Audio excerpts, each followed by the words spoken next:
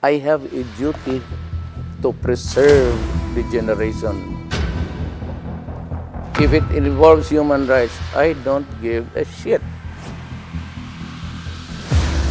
Sino nga ba si Rodrigo Duterte? Ano ang tunay na kwento sa likod ng kanyang pamumuno? Believe me, I will end my term fighting.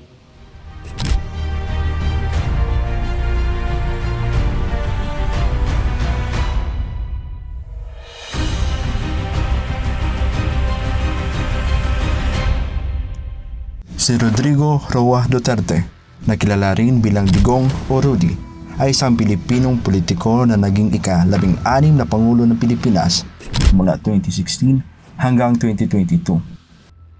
Ipinanak siya noong March 28, 1945 sa Maasin, Leyte, ngunit tumakay sa Davao City kung saan nagsimula ang kanyang karera sa politika.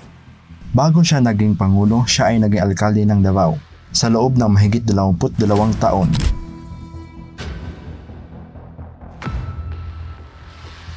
Kung saan nakuha niya ang bansag na The Punisher dahil sa kanyang matinding paninindigan laban sa krimen at illegal na droga.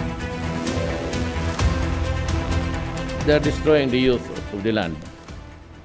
So my appeal to them is, since they are beyond redemption,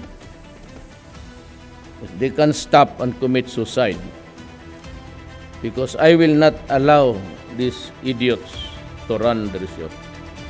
Not during my watch.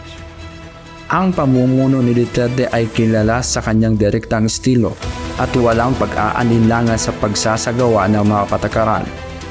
Isa sa kanyang mga pangunahing plataforma bilang Pangulo ay ang war on drugs na layuning supuin ang droga sa bansa. Subalit ang kanyang paraan ng pagpapatupad nito ay naging kontrobersyal dahil sa mga ulat na extrajudicial killings at humanilabag sa karapatang pantao.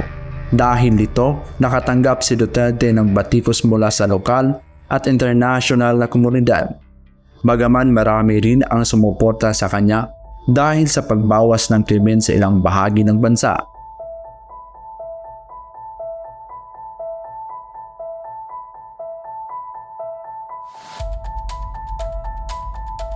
Lumayo siya sa tradisyonal na alyansa ng Pilipinas sa Estados Unidos at nagpakita ng mas malapit na relasyon sa mga bansang gaya ng China at Russia.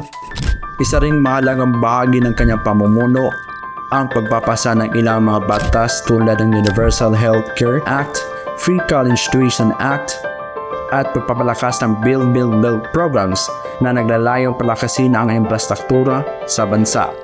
Sa kabila ng mga kritisismo, maraming Pilipino ang nagbigay ng suporta sa kanyang estilo ng pamumuno. Si Duterte ay naging simbolo ng matapang na pamamahala para sa mga naniniwala sa kanyang plataforma. At para sa iba, isang pinuno na may mapangahas na pananaw para sa Pilipinas.